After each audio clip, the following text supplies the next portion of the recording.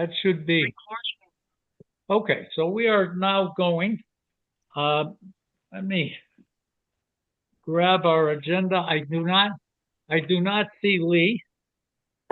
So we can. Oh, there's Lee. Lee's here. Oh, yeah. How are you, Lee? Good. How's everybody tonight? Hello, Lee. Good. I'm good. We've got Hi, Bill. we've got a crew. Hello. We've got a crew here. We can do some of our stuff first. The first thing in terms of the minutes from November 4th, 2025. I just had a couple little tiny changes, but Lee and Bill, what are your thoughts on the minutes? I looked at him. I'm good with him, Dick. I'm pretty good with what I read through. Okay, Colleen, then we're set with that. Okay. Let me, in terms of systems, we've got the same two that we had from the last meeting. I did talk at length with Paul Stipek about the two fourplexes on New Ludlow Road, and he's not gonna be here tonight. He's gonna be redoing his plan. He may in fact end up moving the system back into his original location in the back. But the two things we've got are lot 1 and lot 2 on West Street from Neil. I'm gonna, I guess it was last week, we took no action on these two systems pending review against the state approval for those two lots, and we didn't act on the well. And Neil talked to me this afternoon, and he told me that the state looked at his designs and said that they were going to be okay with it. But Neil also told me, Bill, that Neil told me that you, Bill, also had heard from the state, and that you were of the same feeling that Neil was, that was okay. Yeah, I talked to DEP Wetlands yesterday morning, and they're okay on the concept that Neil had submitted. So it's got to still go through review from this board, but Okay. Wetlands end, they're fine. Okay, so I'll go over them again. Neil has made some of the changes, all of the changes I asked for. So I haven't updated my review. We'll just, when we hit those changes, we can talk about it. Lot 1 is new construction, a complete system, 3-bedroom house. The fee is paid. The review is complete. There's a partially cleared lot. It's level in the front with slopes down to the rear, to the southeast. It's a 1+ acre lot, deep sands with a 24-inch water table. Wetlands are to the east and the south. So that's on looking in at the lot, looking from West Street towards the chateau. So on the left of this lot and to the rear of the lot are the wetlands. The issues are the high water table, the wetlands, the limited usable space. It requires less than 100-foot separation to the wetlands, and the well to the well to the wetland. The design is for a 1,500-gallon 2-compartment tank with an outlet filter. There are 3 3-foot by 45-foot by 6-inch effective sidewall trenches that are level. It's not vented. 444 gallons a day are provided versus 440 required. Fill is required. Reserve area is provided between and adjacent to the trenches. 5-foot water table separation is designed. Ballast is not required for the septic tank. Filtration control is specified on this one. The septic tank and SAS separation to other wells is more than 100 feet. This well to the septic tank is 74 feet. The SAS to the wetlands get as close as 70 feet, all within the state regulations, and our regulations that are new ones were necessary, and this is necessary. Discussing that we need a trench permit, we need fill, that noting that the well to the septic tank separation is under our normal 100, and that SAS to the wetland separation is also under our normal to 100. But in both cases above what the state requires and following our current new regulation. What do you have for discussions, Bill and Lee?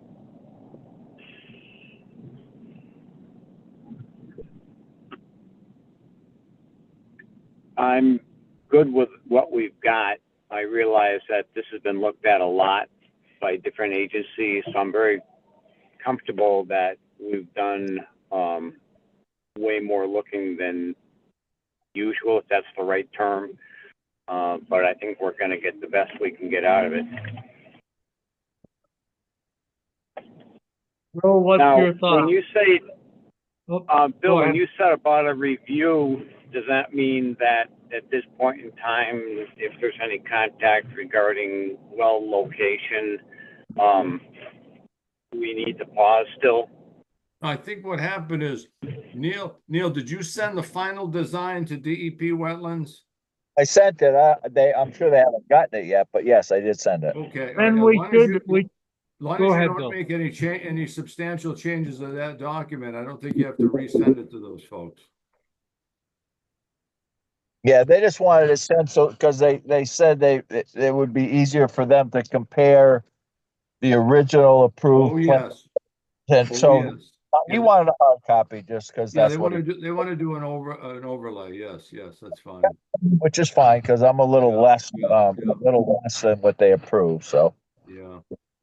So on this one, Colleen, my suggestion is that instead of us following up on the DEP approval and wetlands, we should, once they get the Conservation Commission approval, Conservation is the group that's dealing with the DEP on this wetland. So Lee and Bill, do you think that's the way we should handle it? To let the Conservation give that approval for wetlands? Well, it's out of the local conservation's purview at this point, so you've got to deal with DEP Springfield, Dick. Okay, so that means that as part of our requirements, the fifth one would be to this, we grant ours, but we don't grant the permit.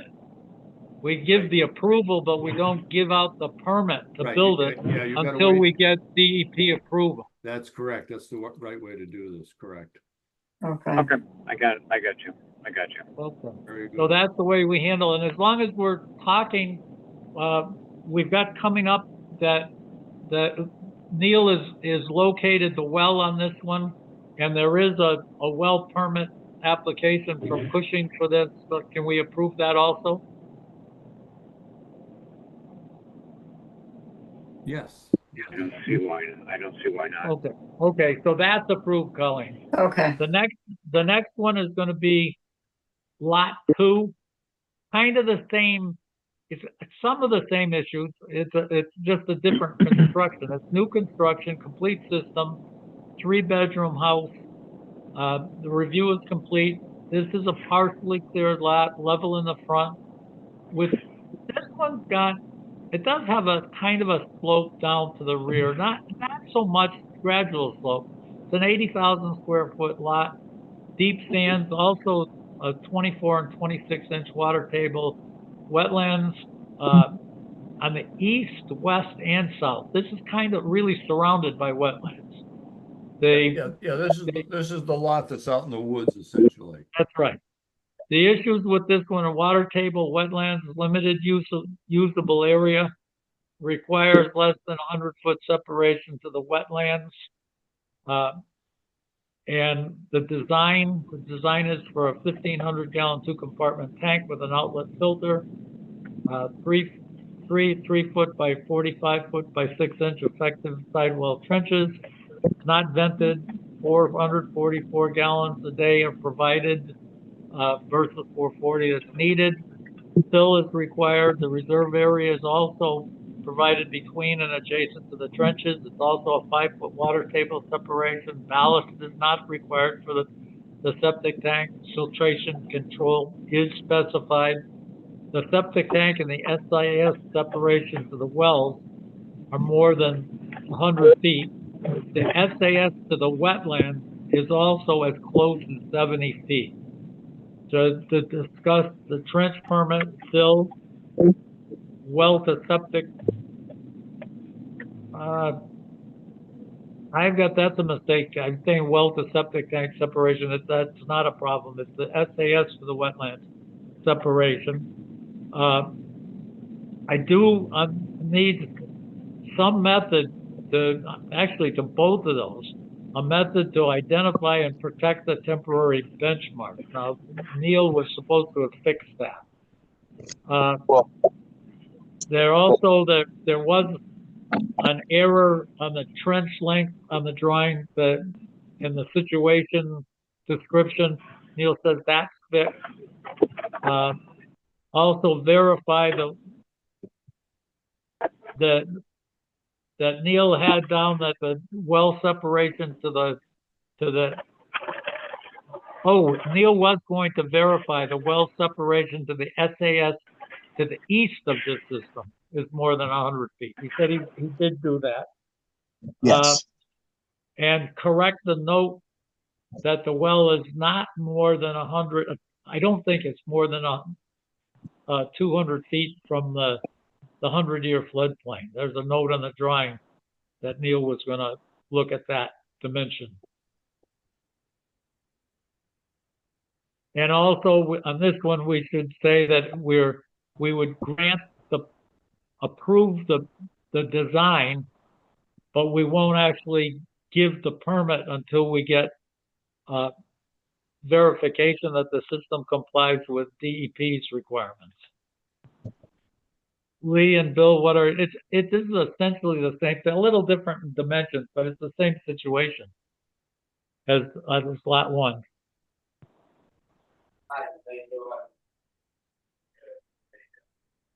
Lee and Bill.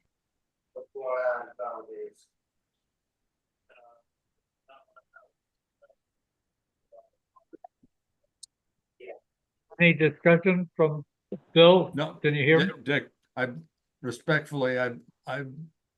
been working on this project ad nauseum for the last 5 years, and I'm glad it's over.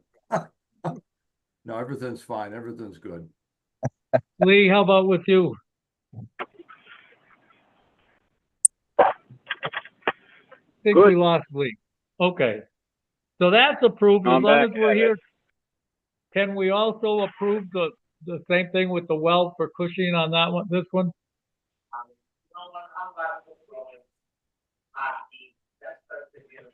No, Yes. Lee said yes. Bill, Yeah, are you good. gonna No, we're approve good. the well Everything- too? Yeah, the well's fine. Everything's good, Dick. Okay, Colleen, we're set with those. Okay. There was somebody that's making kind of a bunch of noise here, and I don't see who it is. So I'll just ask the group that's listening, if you've got background noise in your Yeah, room, yeah. could you try to Mute your keep it down or microphone, turn please. or mute yourself? Okay. The next item that we've got at 7:15 is Alan Weiss. I don't see Alan. I'm here. Okay. Can you hear me? Yep. I can. I'm At just, 100 West. yeah, I had West to Street. call in. I had a couple questions on that one. Sure. Maybe actually you can probably talk about it, Alan. It looked like somebody dug one hole 10 feet to the east of the system. It's interesting, when I looked in the hole, it looked like there were models all over it, but that picture isn't where you judge modeling. But it certainly, if that's all we did, why don't you tell us what you did, Alan, and then I'll ask my questions. Oh, I'm going to rewind. Last meeting, we talked about the three other holes that we dug. Yes. And we talked about trying to establish whether there was water within 18 inches of the existing leach stone there. because the simple project is to put an addition on the back of the house. So it triggered a Title V. We did the Title V and found that component replacement of the septic tank and D-box was needed, and that was in October. So we went back, like as requested, and tried to get another hole to show that there was no water table within the 18 inches of the leach stone. Now, if you do the math on the distribution box and leach stone, that goes down about 48 inches. So we did not see oxides or saturation within that depth when we did this deep hole this morning, and nor were they noticed in the actual design, which called groundwater at 7 feet when this was designed. What was it, 2005? I don't have it in front of me. So at any rate, we did see oxides in the bottom foot, if you will, of the nearly 7 foot hole today, is 6.5 to 7 feet. But that was the only place where I saw the colors that indicate high groundwater or groundwater. So, and Lee looked in the hole when I was there. And then we looked at each other and decided it does not look like there's an indication of groundwater within 18 inches of leach stone, which is the Granby evaluation threshold. So my question is, when you've got rock that's moving, obviously your other holes had stone way up higher, and you've got land that's sloping and stone that's sloping, that digging one hole 10 feet outside of the system certainly doesn't tell me that the rest of the system could be sitting right smack on rock. And I just don't understand, if we were going in there and saying, can this system be in here legally, we would have been a lot more curious than digging one hole 10 feet away on a rapidly changing rock structure. Okay, at your last meeting, you were not asking me to determine if that system was in there legally or not, as installed and approved by all the information I presented. You were simply asking me to determine if it met the Granby code for a Title V inspection, that there was a groundwater indication within 18 inches of the bottom of the leach stone, and that's what we did this morning. Well, what you did is look at one hole 10 feet away from one end of the system and said the whole rest of it complied with Granby's regulations.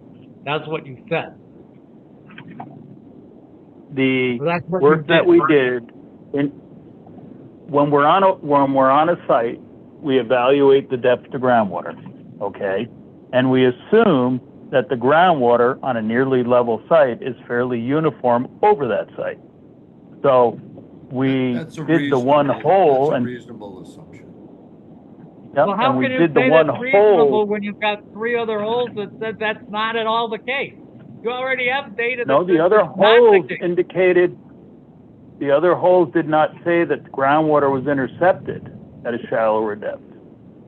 So we're talking about 2 different things here. We have to make sure we're talking about ledge or are we talking about groundwater. Your bylaw refers to groundwater for Title V inspections.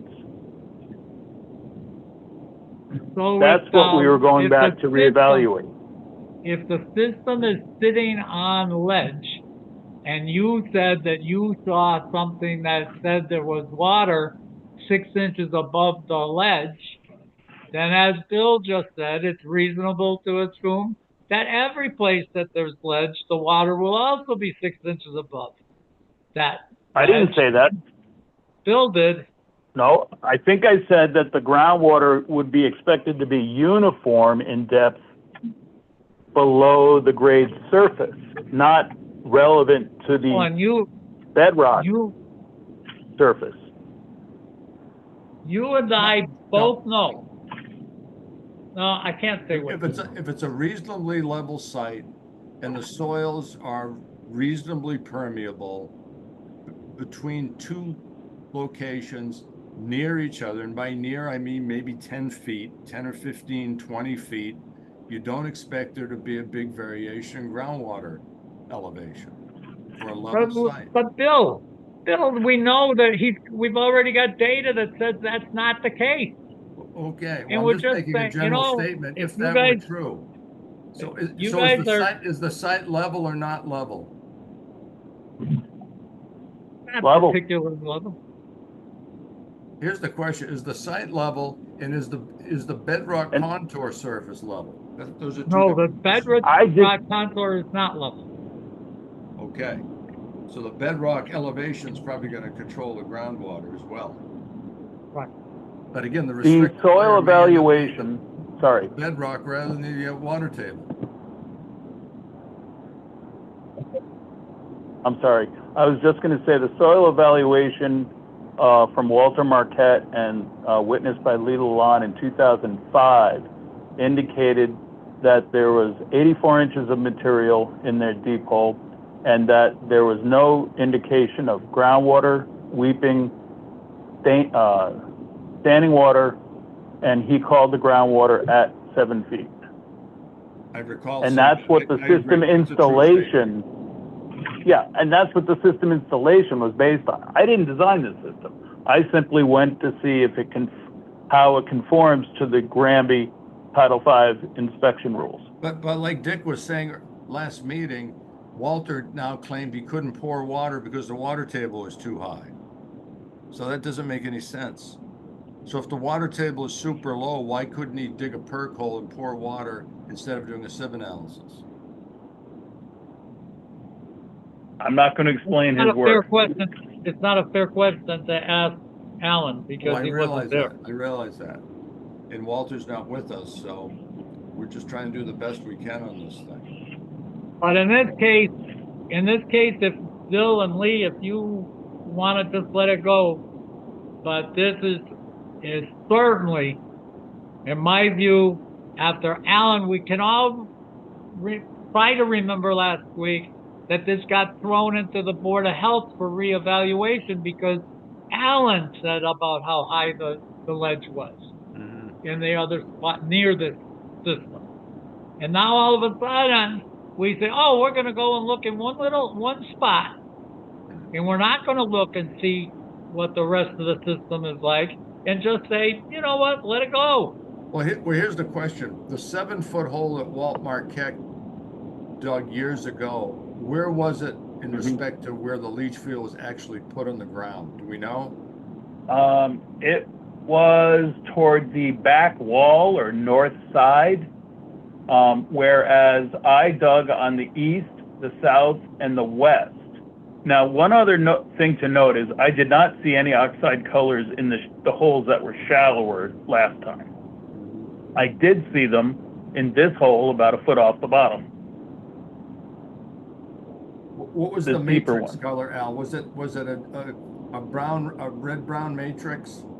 It's a red-brown Granby, yeah, so 7.5 again, it's wide, so hard, 5, it's so hard to 3, see. 5, It's so 4. hard to accurately Yeah. see one like that, yeah. It is hard to see them. There's no question in the reds. Yep.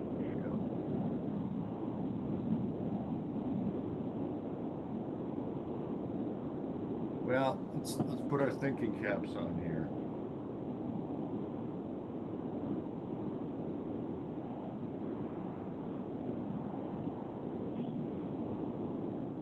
I'm very confident that we've established it meets the state Title V code in terms of groundwater. And I think the secondary additional information does indicate that we have 18 inches. Beyond that, what the installation did with respect to ledge, I can't speak to.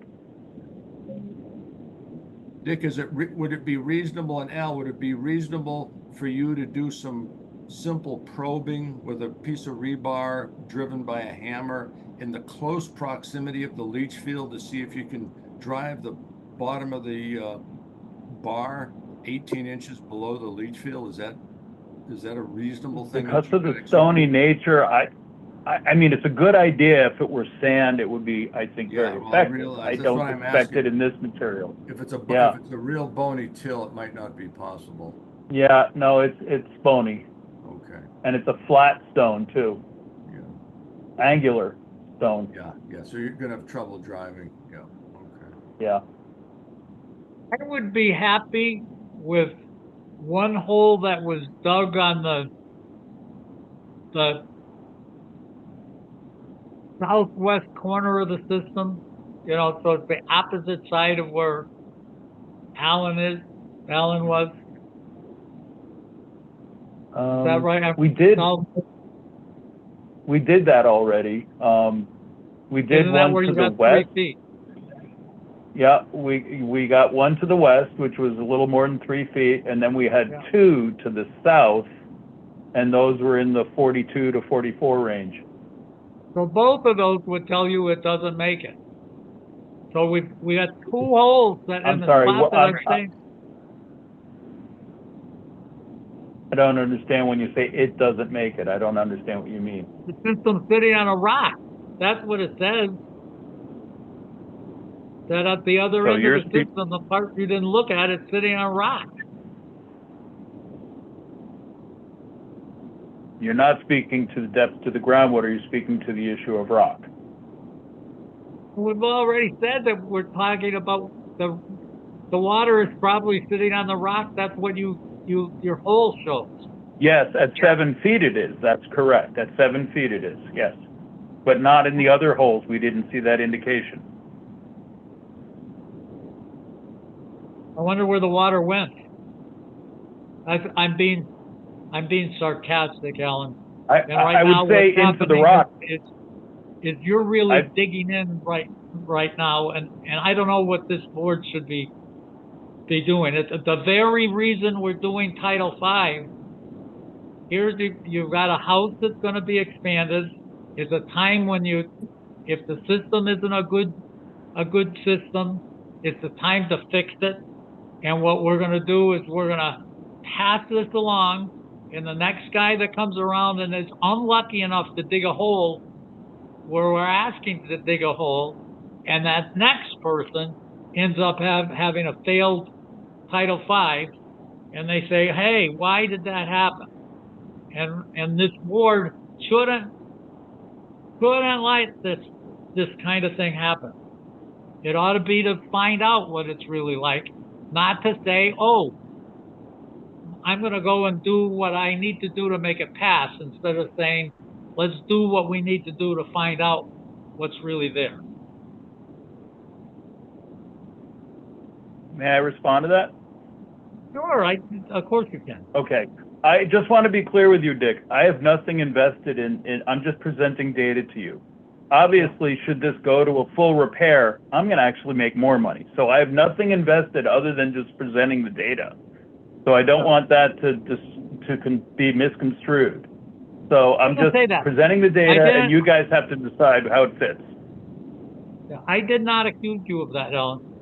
Please, Okay. I would not do that. Okay, thank you. Well, then it would be reasonable to request to the homeowner that, due to the nature of the findings, then possibly after some discussion, that a small amount of more exploration would be prudent in this unusual scenario. Would that be fair? What I would be saying.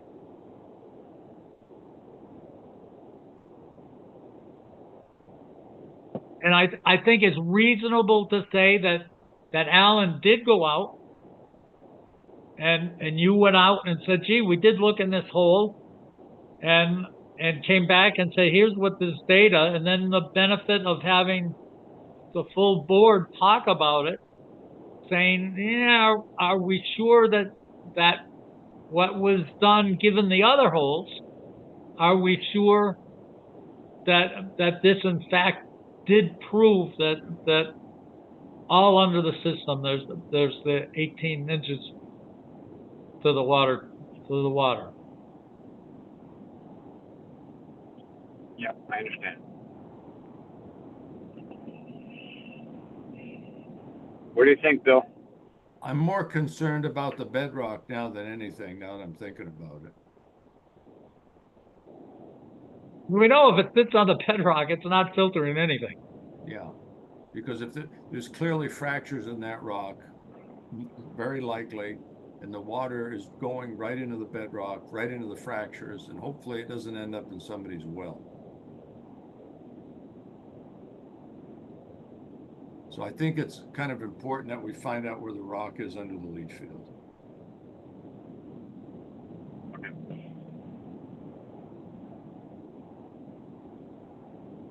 And Alan, I don't question whether you went in thinking you were doing what we asked you to do. I don't question that for a second.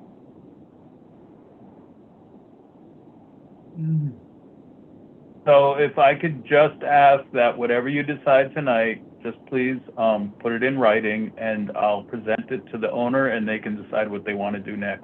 Right.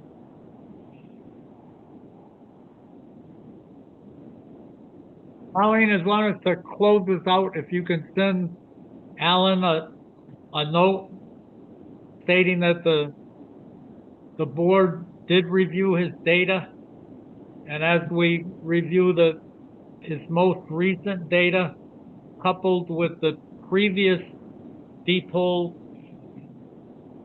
data that Alan had dug, that the concern is that the remainder or part of the remainder of the leach field may be sitting very close to ledge, and that the board is requiring additional holes be dug near or around the leach field to determine the location of the depth of the ledge.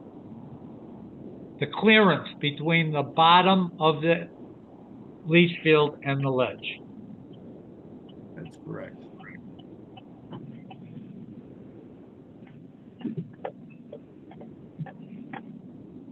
Send that down. So Alan, is this Walter Marquette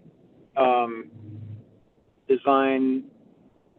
Are the reserves in between the lines on this thing? Do you remember? The design I'm looking at is a repair. I don't believe there's a reserve. I don't There believe isn't. it's trenches. It's a bed. No, Yeah. it's a bed. Yeah. Oh, okay. So, all right, I get it. Okay.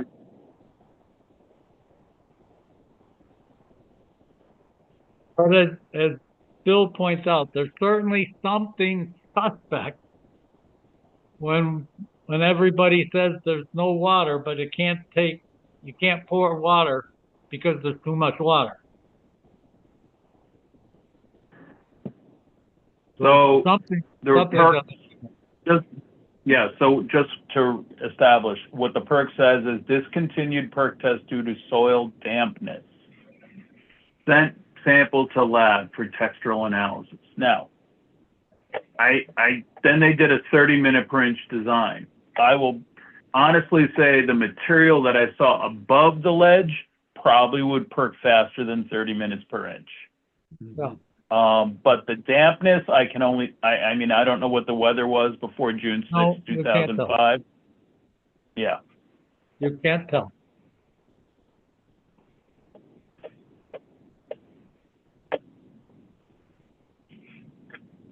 But I can tell you all of my experience with Walter Marquette was that he was a really straight up guy. He was not a guy. We've had other engineers that were around at the time that I wouldn't say that about. But Walter was a straight up guy. Walter was a good guy, very good guy. Okay, so we're gonna go on then. Our next item. Have a good night. Thank you. Okay, good night. Thank you, Al. We've got Paul is not coming. Let's see if we can get through the rest of our things before we end up with the West Street. We've got 10 minutes. We've done the minutes. Money turnover is $1,550 for this period. Of that, the whole thing is Board of Health permits. Are we okay with that? I'm good with Yes. that. And I am too, Colin. Okay, The next one is bills payable, just one bill, and it is for Honer for the Rico copier and the annex for $20.15. Are we set with that?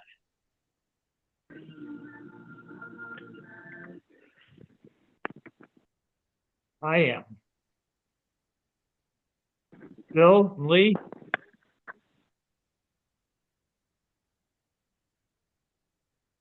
Are you guys, can you hear me? Yeah, I'm fine, Dick. Oh, yep. I'm on it. Okay, Yep. Colleen, that's approved also. Okay. The next two are well permits. We've already decided are all set. The next one is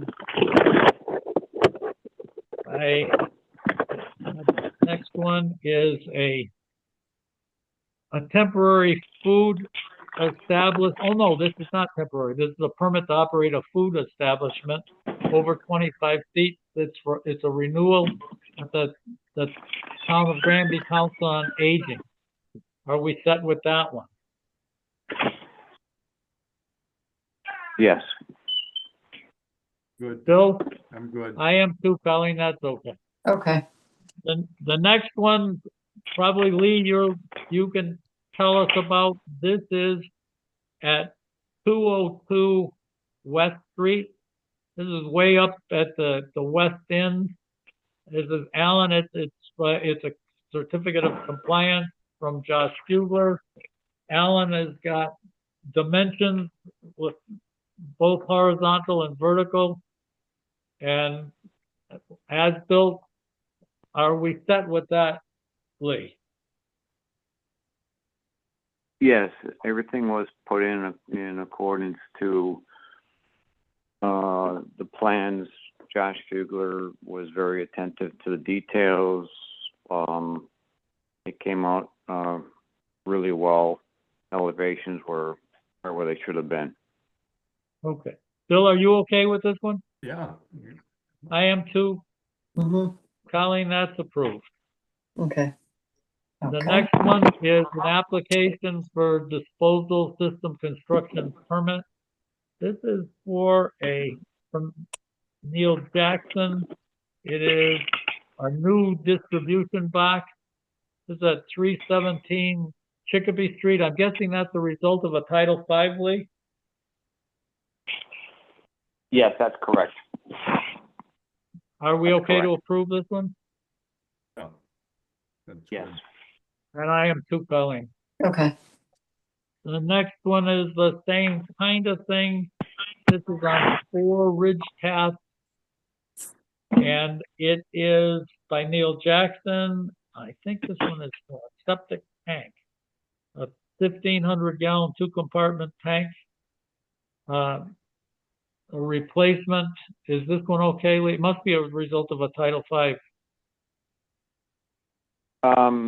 This was a collapse. Oh, This was kind of a unscheduled emergency. The whole top is not there anymore. It just well, completely fell in. So thankfully, no one got hurt. are you okay with this, Bill? Good, Dick, thanks. I am too, Colin. Where is Ridge Path, Lee? That's off of Bachelor Street, isn't it? Yeah, it's the access to Griswold Circle. Yeah, Oh, okay. yeah. Okay. And that is for that one. We've got an approval from the building department. We've got 90 Cold Hill Road, Lot 7. Oh, we've already approved this. This is the only, oh no, that's not exactly all approved. This is for the building department, but Bill, I see stuff that's floating around that you had questions. That one, I think this is the one that's got, Well, this is the one with the arsenic in the well. arsenic and Yeah. bugs. Yeah. Colleen, thanks for forwarding that info from Pushing Well Drilling. Yeah, you're welcome. Dick, there's a proprietary product that they're using on some sort of oxidizer to stabilize the arsenic. But I'd like to know exactly how that mechanism works, just for future Yeah. reference. Yeah, and besides that, he didn't tell you. He basically gave you MSDS stuff and That's I some yeah, I sales want to know what the literature. I want to know what the configuration is and how the product is dispensed. Yes. Yeah, and he didn't tell you what the UV system is like. Right. It actually, and I don't know how you deal with this, that without those two systems working, it really doesn't have a potable water supply. And when you put in, you know, an unsafe water supply and you're putting remediation, what is the system, not mechanical system or electrical system, but what are the systems that you put in place that the homeowner knows that they have to do a certain maintenance and checking, and it's not like you put in a robust system. It's that they're drinking water that if the two devices that they put in to control it don't work, it's not safe anymore. Dick, in my opinion, the only fail-safe system is what you're using at your house, and I'm considering it's an RO system.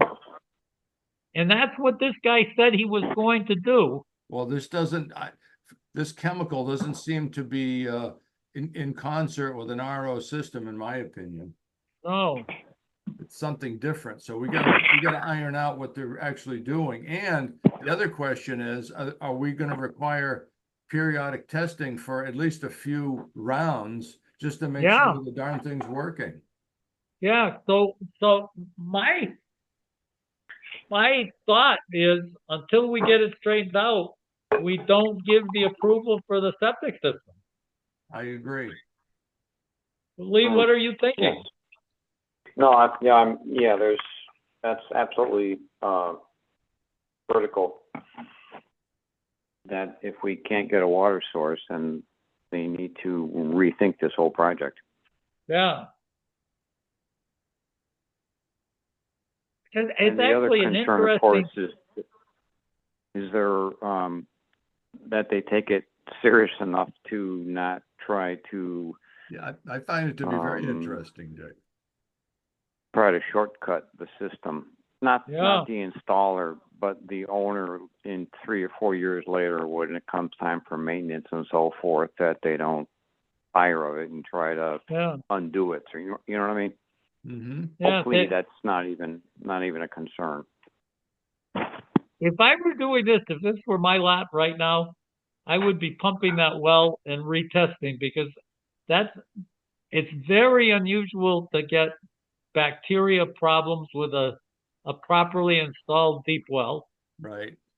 And that's not an area that we know arsenic's a problem. The only arsenic that I know in town is on Morgan Street. There's some on Mhm. Morgan Street. But I just wonder if this is a test that's not a correct test. However, the issue is it's not resolved, and it's not a viable potable water source at this point. Okay, so we've done that. The next one that we have, and it's right at, it's 7:44. We've got the West Street School folks here, and it's their turn. I see Lynn is looking at it. She was really quiet the last meeting, and we'll see well, see, are you the one that's in charge of what we're doing today, Lynn? Well, I mean, I'm the chairperson of the committee, but I do have the architect that is here to speak, the OPM who's here to speak, and the engineer. So Okay. we're all here to answer some of your questions. Yeah, we have both the civil engineer, Charlie Labatt from Guntlow, as well as the mechanical engineer, Mike Bianchini from Robert Hall. Okay, so what we talked about the last time is that the next, what we thought would be for whoever the appropriate group is to choose the I guess it's a soil evaluator to work with the Board of Health to go in and take a look. Looks right now that from what the notes have said, it's only one system is going to be abandoned and the other system is going to be evaluated. So that was, I don't know that that's been done. At least I know that I don't know that it's been done. I don't know if it has been done, but I don't know that it has been done. And to get and to schedule the investigation. So that one, the investigation is going to end up being to look at the condition of the tank, the septic tank, the pump chamber, the leaching facility, and the soils where they are. There is a thing that we should at least be looking at when we do this is, as I read more about communication that Lynn sent us, that the new use is going to be, and I don't remember the exact numbers, but like 10x.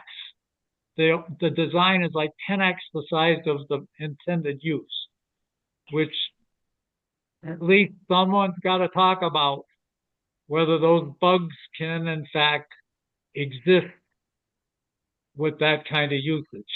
That it means that it's possible that we only dose that system once a week or something, and it's something that's so grossly oversized probably can't work. But when we get into this and look at it, that we certainly can talk about it. My guess is when we get in, we're going to find out that the system, since the tanks are what 70 years old or something, that we're going to find that there's unusual conditions that we find. So that's the first part. So I don't know what progress anybody has made on getting that done. Do you want to speak to that, Charlie? Sure. Can you hear me? Can everybody I hear can. me? Yeah, yes, Charlie, All right. hello.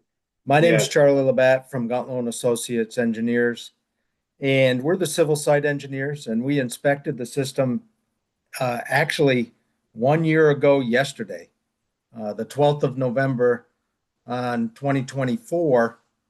And Tim, if you can pull up some of the pictures from the inspection, we can take you through a lot of the No, we components. shouldn't do that. We shouldn't do that tonight. We shouldn't, because absolutely the Board of Health has to be involved with it. And so what we have to do is And you want to be involved with it because it's a change of use? because that's what we do on all Title V. And On all change of- official Title Vs that would require an official Title V because there was a change in ownership? Because there was no change in ownership, obviously. there is a change in use. If we're in a spot now that's saying you don't want to go look in the ground, you don't want to look in the tank, that you don't want the Board of Health to see it, I'm not No, we don't sure, but mind. it's I'm not, just it's want to not make gonna, sure that we're not putting the owner through a burden that they're not actually required to be put through from a regulatory standpoint. Again, I find it, as we're Who's going, the owner? We're the owner. we no, are I the owner. understand that. Yep. And And and I find it obviously, really unusual that before you went to look at a septic system for a public building, that you didn't call the Board of Health and said, hey, I'm gonna go looking at that. I find that really unusual, and yeah, that doesn't happen with a, so I didn't want to go there. no, I didn't want to go the there. whole reason for our inspection was to just become aware of what we had for a system, to understand what our next steps would be in case it was failing, and stuff like that, to try to start to potentially budget and allocate resources in its direction and everything. Well, that, Charlie, we Charlie, agree. you could have came to our office. We may have had some literature on that system in our files. I'm surprised you didn't come to the Board of Health office and ask for that in your research. Well, I thought we did get all of that information. We asked for it through the school, through Lynn and her departments, and we have plans for the particular systems and the older components.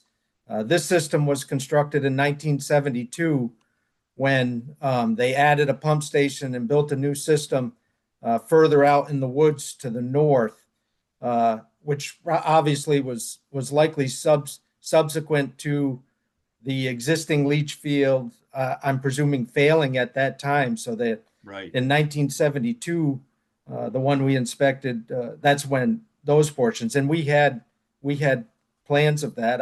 I presumed those ultimately did come from your office, but the route of which we got the information was through our team, through Lynn, and Lynn to the town, and whoever. So Well, ultimately, that would come through the Board of Health office, and I don't. Well, know the Board of how we Health at received that it. point may not have been in existence. It's right near the time when the selectmen switched from being the Board of Health to forming a Board of Health. So, and it was a brand new Board of Health. However, Charlie, we're not in any difference view of where we are as far as I can see. You went and you dug some holes. You said, gee, we didn't conclude everything we needed to conclude. We need to go in and do some more stuff. And we agree. What was done. You did what you were supposed to do. You found some things out. And now, as you said, time to do the next step and figure out Yeah. what needs to be done. So let's do it. Yeah, okay. For the most part, I think we evaluated everything you need to evaluate for the one system we're going to be using.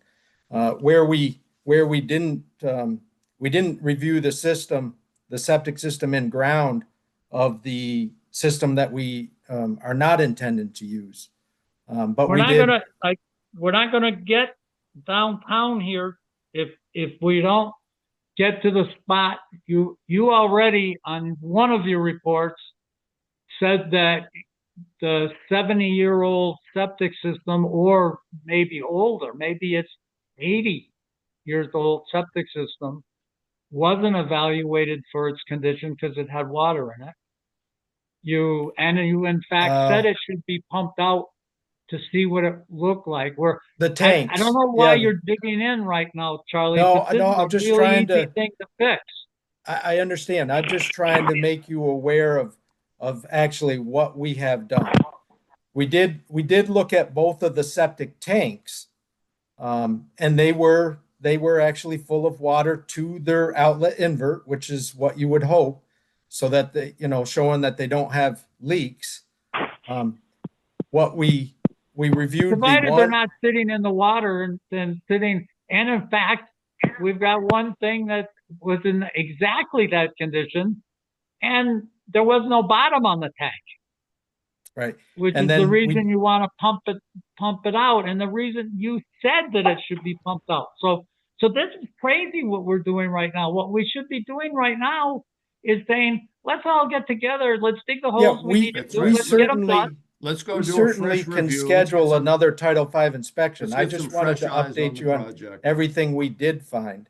And that we were able to dig up that one leach field that was built in 72. You know, obviously we were able to look at the pump station and then dig up and see the leach field that was done in 72. The one we didn't see was the westernmost one, which was I think built in 55 or so, which is dates back to when the school was built originally, somewhere around that time. And we did see, obviously, we saw its septic tank because it has manhole covers. We were able to review that one. But that's the one that came off of the kitchen that we don't believe will be used for the new project. I'm guessing that's the newest system, because that's when the cafeteria was installed. The one that you're probably looking at is, I'm guessing was the one that end of the building was built. I actually was in school with this there, and it was pretty new. So that was in the early 50s during the Korean War. So that's probably when that system went in and then got fixed 20 years later. But the system you're talking about abandoning, I'm guessing is the one that went in with the cafeteria, with the section of the building that's along West Street and picks up that septic system, that toilet system, probably. But the one in the back, we definitely, when you start looking at something that's 70 years old, we definitely want to look at what it is. And as I said, when it's 10 times oversized, we want to understand how it works. Well, yeah, and we'll want to talk about that because I think from a gallons per day perspective, it may be close to 10 times oversized, but from an area of the leach field, given what they used to use as an application rate compared to what you would currently use as an application rate, I don't think the leach field is that far oversized. I think it would probably be fine size-wise. Like you're referring to, the 72 design plan said that leach field at that time was going to be designed for 2,000 gallons per day. And as you know, we think our design flows around 300 gallons per day. So that's close, but not quite the 10 times that you're getting at, maybe 7 times or something. But I think we can talk more about application rate and everything. That may have been and stuff. even before Article 11, Dick. I think Article 11 didn't come into favor until the mid-70s. But anyway, Charlie's right. so Charlie's right. The on the the septic loading system, rates were very, very high in those days. So Right. But let's get some fresh eyes on the project. yeah, let's look at it. and Let's get it. Let's get let's this move thing forward. done. We want to get in there and look at Let's it and just- make sure stuff Let's look. is good. And we definitely want to see where the water table is, and with that ledge under there, that this our board may end up saying that if you pass a Title V test, we may say, no, we're starting on something that's going to go hopefully another 50 years or something, that we want a Title V system, not a pre-Article 11 that just wings it by and it's putting sewage right into the rock and polluting everybody's wells. So we have to find that stuff out and let's get into it.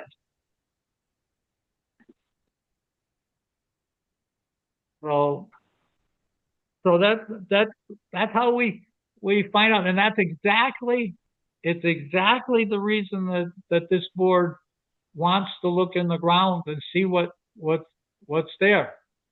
Dick, it's exactly the same as we just did to the fella at 100 West Street. Exactly the same approach. Exactly. So let's get it done. We're consistent. Let's get it done. So we just choose who's going to have it done. We don't know. There's another engineer that's floating around that's doing the same thing. Apparently, Neil Jackson is done kind of the same thing, and it looks like he did kind of the same level of investigation. So we've got two things that have already been done, neither of which involve the Board of Health, and neither of them are very complete. So I guess, Lynn, and it's your group, you as the leader here, is going to have to give some marching orders to your team, and let's get this thing scheduled and done. So what needs to be scheduled is a Title V test with the Board of Health, with one of you. Yeah. So I go through Colleen for that? You can do that, yeah. And how quickly can we get this done? Yeah. Actually, we'll have to see who's available, whether Bill's available or Lee's available, whether both are going to go. We were trying to get it done in the last week. That didn't get done. So you have to see when the engineer's ready to go. We have to be sure that someplace I saw that the machine that was used to do the digging was a machine with a bucket not made for digging. We definitely would end up needing the right machine to do deep holes, and plan on getting we'll deal with the engineer that's involved, but the tank has to be pumped out, and people have to have a plan in place to figure out how they're going to go down and look at it. We typically, on a system, especially an old tank like that, dig around, look at the inlet and the outlet of the tank, find out whether the tank's corroded. It's really a look to see what's there, and especially when you look at something that's 70, 80 years old, that there's reasonable people would say that stuff could be shaky. Charlie, correct me if I'm wrong, but didn't we have our DPW do the digging for you? Yeah. Yes, DPW was the excavator. So we can still use DPW, yes? We Absolutely. can. Yeah, okay. they just had to put the tooth bucket on instead of the grading bucket. They just happened to have the grading bucket on the excavator, which we got down. We were starting to hit ledge. Obviously, we're digging until we could get to ledge on a lot of our test holes. They probably could have gotten a little further with some teeth on, but it was far enough for what we were doing, so we had them stop. Okay, Yeah. that's good information. Thank you. Okay, so the next issue that I guess that we had, I don't know, we talked about the well. Is there a report that's going to be around, Lynn, for the well, what the water quality is, what the well construction is? I know you were talking about getting it recertified as a public water supply. Yes, we're in the midst of doing that. We have McClear Engineering signed on to do the well testing. We are waiting for them to give us a date. They have submitted permits with the DEP, but that could take up to 76 days. So we are in the middle of getting that accomplished.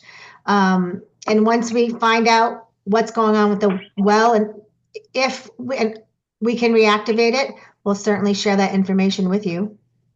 Yeah, one of the things that I don't know what they're doing, one of the things on a well like that would be is for a well company to be involved, a driller to say, okay, we've inspected it, we've made sure that the seal of the well is adequate, that that casing goes down into the bedrock.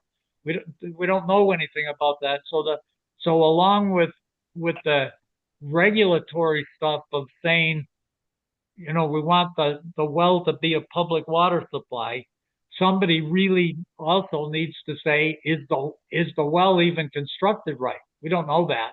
Well, I know the DEP I'm has. guessing DEP, if DEP water supply is being involved on this project, I'm sure they'll mandate that, but we'll keep an eye on it. Yeah, because they are the ones that regulate the public water supply. Oh, yes. And the testing of They're on top of it.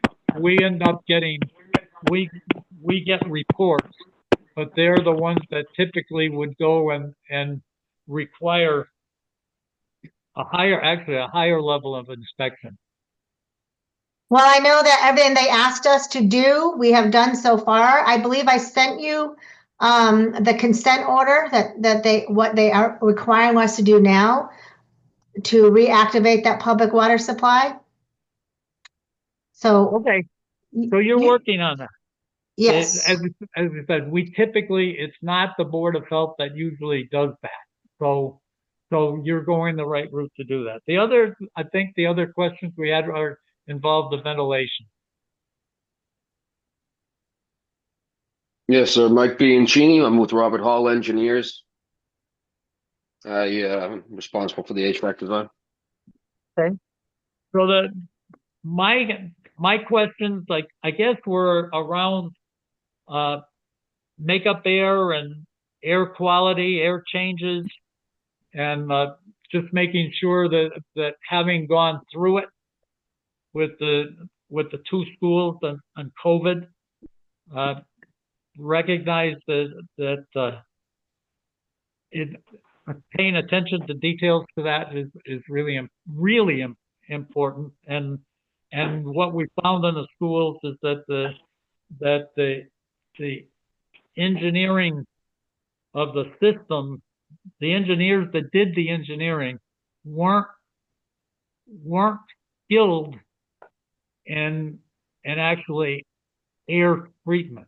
They were the guys that can do the nuts and bolts and make sure Was the fans this- are the right size and the ducts are the right size. So we just want to make sure that that's handled well. Well, so I've done quite a bit of work in the town of Granby. Are you referring to the newer elementary school, or are you referring to the junior senior high school? I recently was involved with the kitchen project over at the junior senior and done some review of the HVAC systems there. Now, those systems are antiquated. They have several deficiencies, being the junior senior high school this is. They have several deficiencies with the unit ventilators themselves. At the time, the pump systems for the boilers were being basically duct taped together. Those have since been replaced, but in short, you are correct that the junior senior high school has several deficiencies when it comes to adequate ventilation. I know much less about the elementary school. Yeah, the elementary school was a traditional energy management design, so not a lot of outside air brought in. It ends up that as we tried to pick up the airflow, the air changes of fresh air, and the obvious place you run into is that the heat capacity isn't there to heat it up when it's cold. So that they weren't designed with air-to-air heat exchangers to have lots of air and good energy management. So we just want to make sure that we pay attention to that. And, I can appreciate that.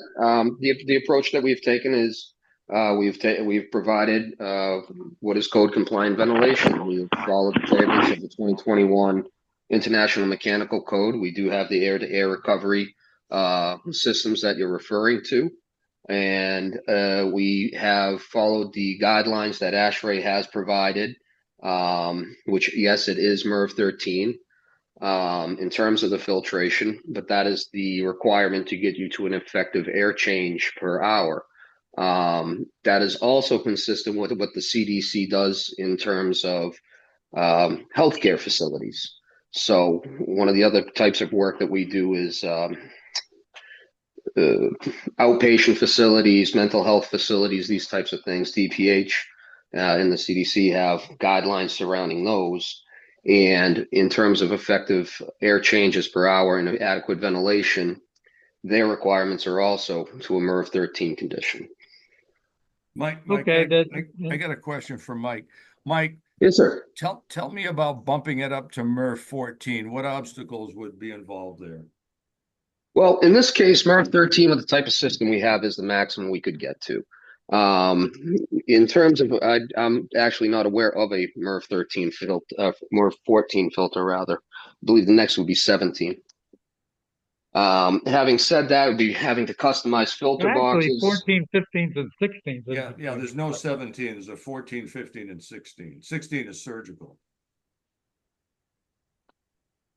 Let me check myself That's in here. operating room. There's something new every Actually, day. your data that you supplied us shows that too.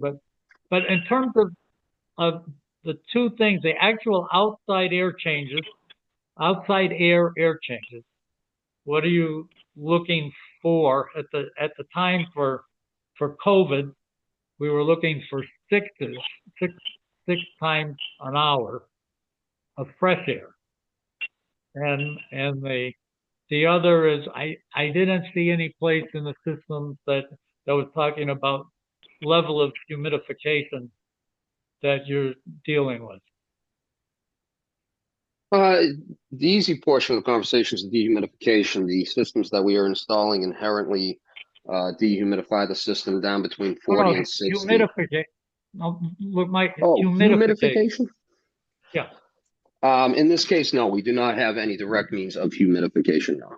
Yeah. So that's from a health standpoint, that's a serious omission.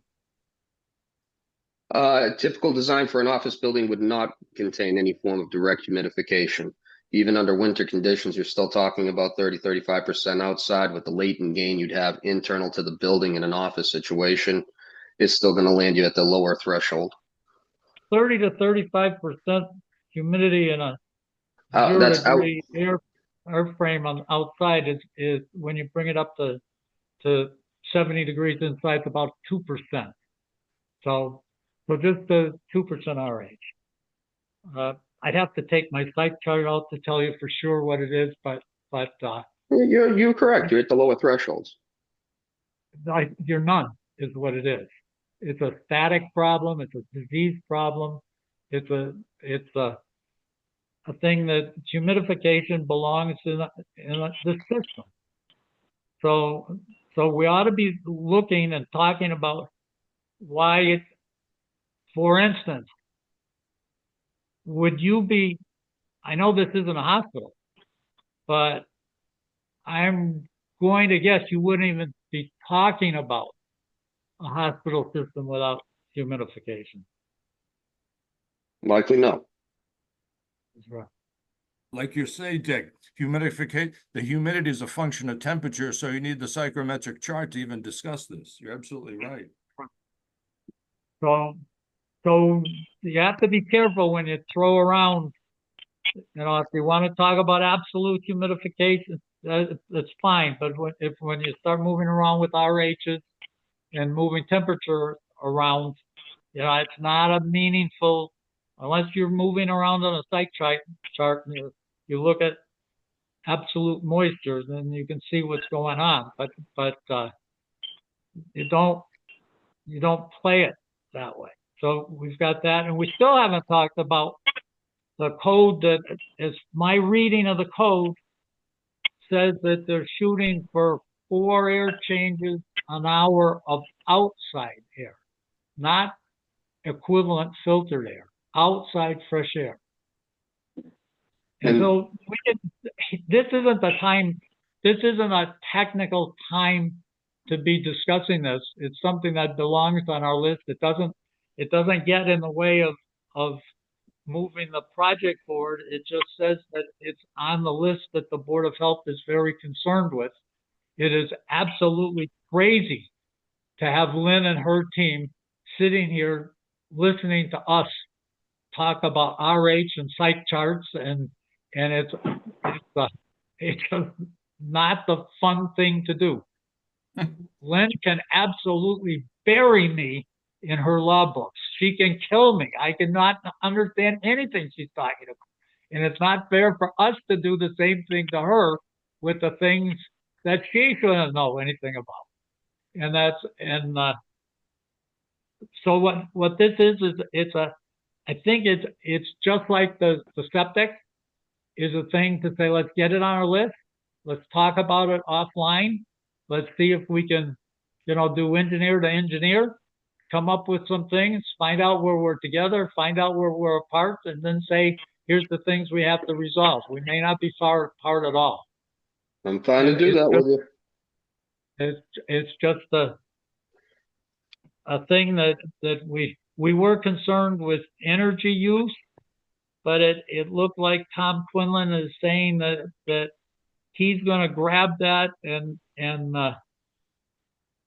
whether our board from a philosophical standpoint is saying that for the good of our town, our townspeople, the world, we should be looking at things that are doing green kind of energy stuff. If you look at what the library does, if you look at what the safety complex does, is try to use solar, use geothermal, use something that says let's not just go out and burn some more fossil fuel and pollute our town. That this is the time we're going to spend some money. Let's spend some money in a way that we do look at public health in terms of our close little community and our Well, world. look, if I can speak to that a little bit, because I've been in the business now for about 20 years. I was, deep into the COVID concern when it first came out, and I looked at several options surrounding mitigation, either elimination, dilution, what have you. I looked at all sorts of different options. We looked at it from a HEPA filtration standpoint. Forget MERV 13, 14. We looked at it strictly from a HEPA standpoint, and the virus itself is smaller than a HEPA filter is actually capable of. So, in my opinion, any level of increased filtration is a non-starter in that respect. We then looked at infrared. I can't let you just go beyond that, Mike, because we find out is that the virus, in fact, you're right, the filters don't do that. But Correct. those viruses, on this particular case, were sitting on small droplets of liquid. And the Aerosol. droplets of liquid Yep. were plenty big to get caught on a HEPA filter. So they To a did. certain percentage. To a certain So- percentage. So anyway, we shouldn't do that. We shouldn't do that right now. What we should be doing Yeah, we're is getting just too let's- detailed. We're getting too We're, detailed. we're, this is not a design review. It's just something that says the three items, again, that I don't know what group is in charge of the energy systems. And it's definitely the Board of Health saying we're concerned if it's not, and I just call it a green system. Lynn and her team may end up saying, we just can't do it. We can't afford it. This is not one of the things as good it's this. I think from the three members of the Board of Health, I'm guessing that's not a showstopper. The kind of damage that gets done from not dealing with it is longer term. It's certainly a little project like this isn't going to make the polar bears live any longer in the Arctic. It's not going to happen. So that this isn't it's not a battle to fight. It's one that says if you're going to be spending some money, to spend it smart. But the other two things, the septic system and the ventilation, those are things that have immediate impacts on people's health. And the board is going to say that they have to be dealt with. And so the plan would be, how do we go about it? We talked with Charlie about his part. If we looked at the HVAC, do you just get something to the board so we can review it and say, gee, we got these questions? Is that we already have, you can think about, they're already saying that the not dealing with humidification is certainly is a real nuisance for anybody in the airspace because they can't even pull pieces of paper apart without snapping with electricity and people getting shocks moving around the office if there's carpets and it just that's a nasty part. But the fact that bugs love the air that doesn't have any water in it, and so that part you can look and say, gee, these guys are saying we need some water. So you can look at that and then send us the other stuff to review. We can try to review that quickly. The septic thing we ought to do because it's going to get cold and we ought to define what we're up to and get that stuff headed. But if you're buying equipment to be putting on the roof, then we definitely shouldn't do that until we're on board. So to circle back and reiterate in terms of what you're looking for, Rich, essentially, we're gonna work with you to get the Title V scheduled. We'll get some kind of documentation and whether that needs to be an offline meeting following on ventilation. And then just to speak briefly on energy systems, I know we're moving towards all equipment is being fully electrified, so we aren't using fossil fuels on the site other than the legacy of the old boilers, which are remaining only for the unoccupied portion, which we can't deal with at this point. We're really just focused on the portion that we are going to occupy. And in doing that, we have added insulation and are updating the windows in that area of the area of renovation so that we can make that far tighter than it currently is. If there's a point of reference, have you done the door fan work to see how loose this building is? Has anybody gone through and say, well, we got lots of sealing to do here, or has that work been done? No, not currently. So that's and currently for this scope of work we're under right now, and I have reviewed this with Tom Quinlan, sat through and went through the design with him. For the level of work we're doing today, and based on us only doing the one wing, it's not required at this point. I can tell you, if you were when a thing you go, I guess it's if the team says go ahead and do it, but it's just not the smart thing to be doing when you're starting to rip walls down and to be not looking at holes in buildings is just crazy to be Well, and doing at least to go within into a job like this and not even look at how open your construction is. It's just insane. And then for energy, you've all the stuff that all the wind that's blowing through. Yeah, we're looking for fresh air changes, but controlled. It's just you want to do it in your house. That's for sure. That the code wouldn't let you do it, and just because we can get away with it, that isn't what should be done here. And essentially within the wing we're renovating, it's addressed. The issue is more the unoccupied zone, which is the more than half of the building.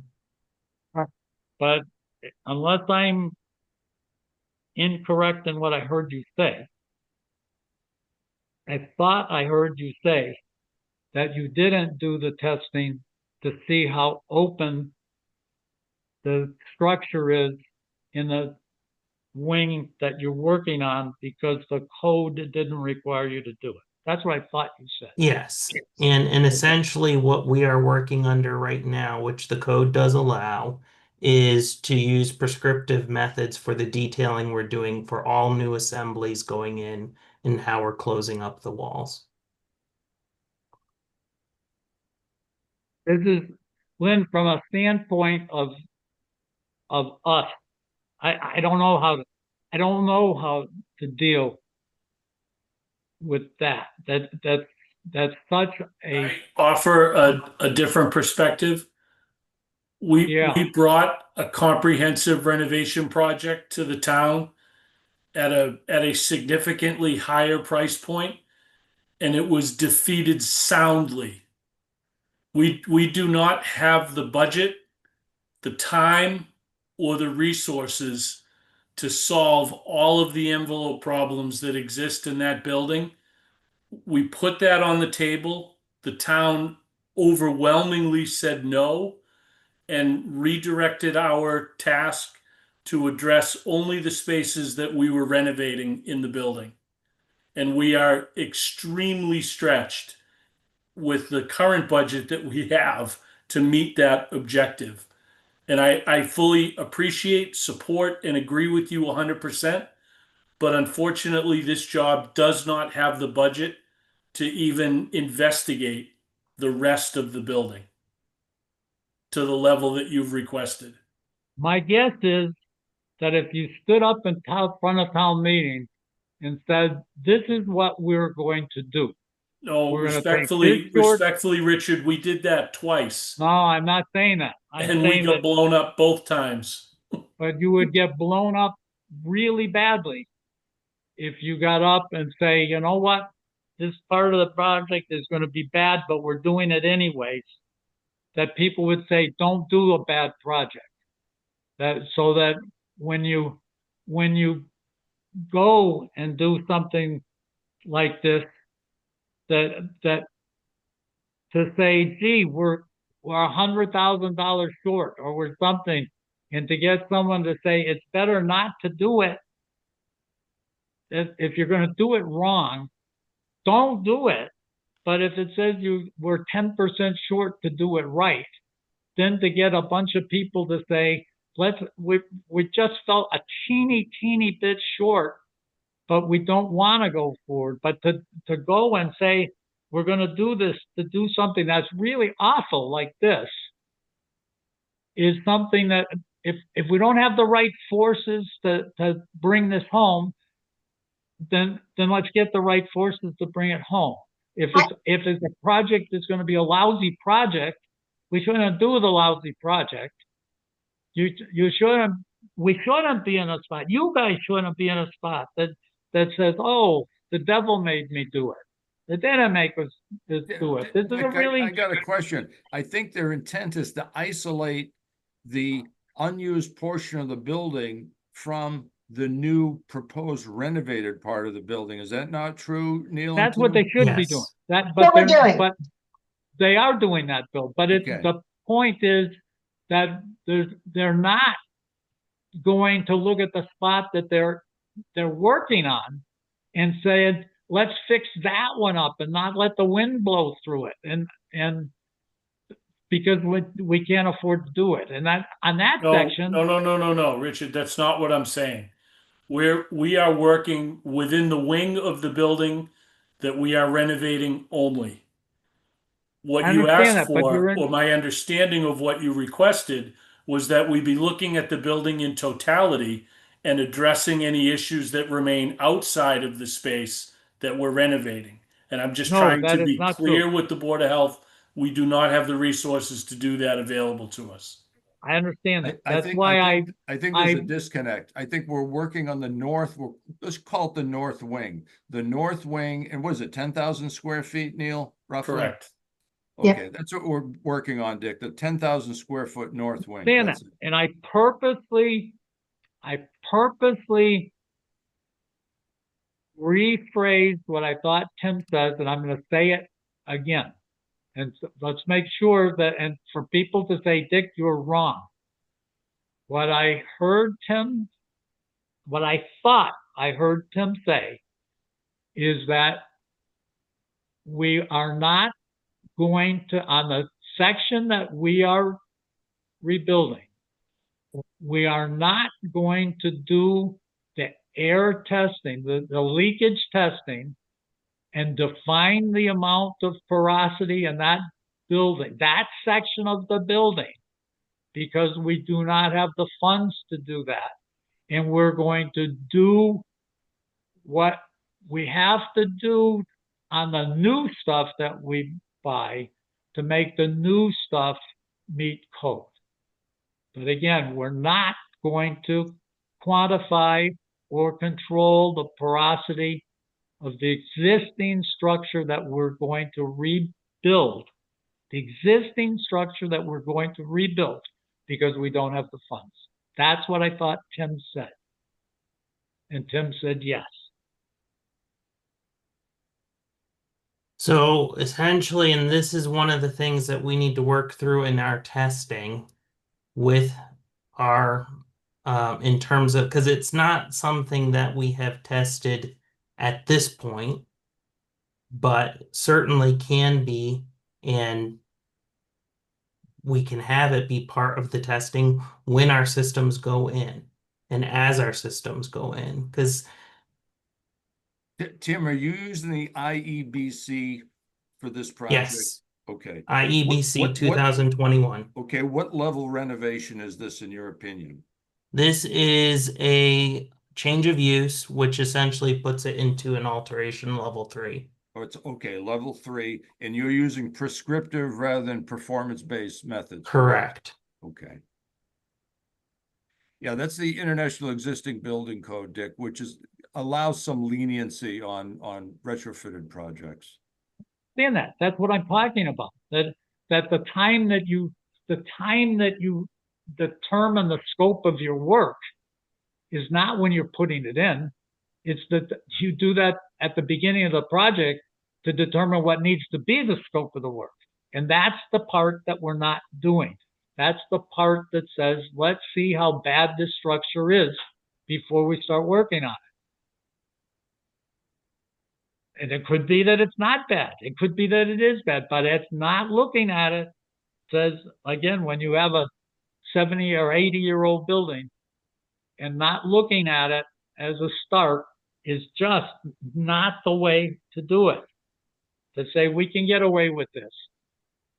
And especially when you look at it and say, how do we get away with it? Because you got this monster building and you're doing a little part of it. So this becomes instead of being our own big project in a little spot, it says, oh, it's just a little change to this big structure. So you can get away with all sorts of stuff. But that's not the way we should do it. I don't think we're trying to get away with anything. I understand. No, I understand. No. When I mean, we're trying to, yeah, okay, but we're trying to, or we will end up with a building that is safe, that is renovated in a way that Granby will be proud. But we were constrained, and we are constrained by the budget. And we did we went before the town twice and said, we can make this wonderful project, but we need this much more money. And twice the town said no, and then said, go back and do what you can with the $5 million. So we're constrained to what the town wants us to do. We would love to make it, all rainbows and The one thing I would interject in here is just the fact that in the sense of what will remain in that envelope, which is really what we're talking about here, is the roof was replaced 10 years ago, essentially. So that should be, in terms of the material and the seal on it, concurrent with essentially, yes, it's maybe one code behind, but it's generally going to be far tighter than anything that was there previously. It is in good shape, in good condition, no current leaks through there. We are pulling out as abatement and removing all of the existing doors, all of the existing windows, inclusive of their frames. We are pulling out all of the unit ventilators that go through the wall and then infilling those openings to meet current code. So what will be there at the end of the project, because we're essentially replacing at that point, I would say at minimum 75% of that wall that currently exists is going to be far and above tighter than what you have today, and those elements which are going in will meet code.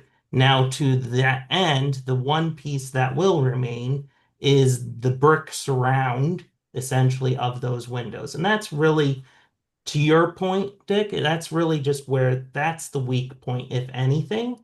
And we'll do what we can. Obviously, as part of this, we also have brick repair and repointing in areas of known damage. Section of the wall to the roof.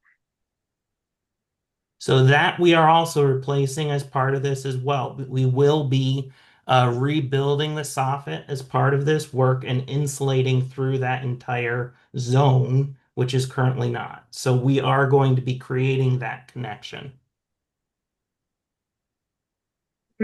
Without doing the testing, you are addressing the places where you would get infiltration. Correct. That's fine. I can deal with that as essentially going after the main critters that would be Like you said, it biting probably, at you. it doesn't make sense to do a blower door test now because it clearly performed poorly. So let's do the renovations and then we'll tighten it up and assess it as construction proceeds. That's all. Yeah. And as far as the budgeting, is it possible for you to move items around? That is, take some money from the lighting budget and reallocate it toward the HVAC budget? I'm sure you guys can come up with a game plan to reallocate funds. Unfortunately, up to your Bill, committee to do that. the project was bid. We received general bids from the contractor today.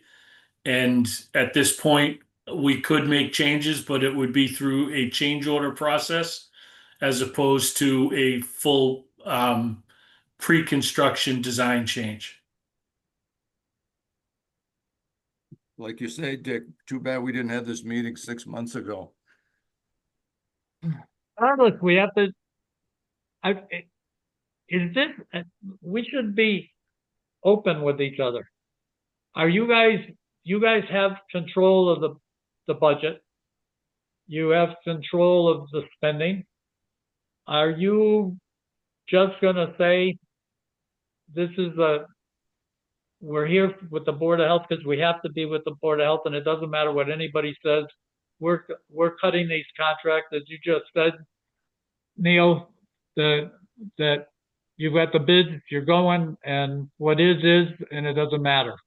If that's the case, then we ought to all just stop this thing and do the battle as the battle comes and just move into the win-lose or lose-lose, wherever it slides, and just do it. And because it's not, if we're already at a spot that the committee is going. Dick, Jim Tromke here. I'm on the committee with the West Street. That's not a fair statement. I've just asked a question. I didn't make a statement. The Well, question I had. Like a statement. But nonetheless, let me make my point. And then you didn't hear my question. There wasn't a question there. My question is this project at the point that regardless of what the Board of Health is saying right now, the project is moving forward the way it's moving forward? That's what I'd like to know. The project is moving forward the way it is moving forward. It's dictated by building code, state building code. We're also a town that's committed to energy. This isn't a willy-nilly. Simple question, Jim. And when the question I just answered it. No, you didn't. The answer is anything going to change right now as a result of what the Board of Health says? Or is the project at the point that you're ready to let a contract go and it's going to get started on? That's what I want to know. I don't know if we can answer that question because the Board of Health is involved in the Board of Health issues. Building code dictates other code requirements that goes beyond local jurisdiction. We're required to build and remodel according to the state building code. No, Jim, that's not. The Board of Health is involved. That's a minimum. That's a minimum. No, it's not. No, it's not. That's not a It's minimum. not a maximum. There's It is respo- not a maximum. State building code's a minimum standard. It's a standard that's required, but we are a town that's Minimum standard. It's not a max. Well, It that's- is not what's required. It's a minimum of. The answer, Lynn, you can just tell me. Are you guys ready to the septic system? You're probably going to get stuck with what the Board of Health forces you to do, whether you like it or not. The ventilation and stuff, I'm guessing from this conversation, is ready to go, and it's going to go, and you guys are going to do what you want. And that's or what you think is right, whatever it is, but you're going to do. It's done. You're ready to, as Neil said, the bids are in, and you're ready to spend money, and you're going to spend it. And when it happens, just when it happens, is that what happens with people is if someone listens to this conversation on the television, someone's going to say, gee, that's what happened. The Board of Health said that. And we got where we got. We bypassed whatever procedure that should have been used, didn't get done, and we are where we are.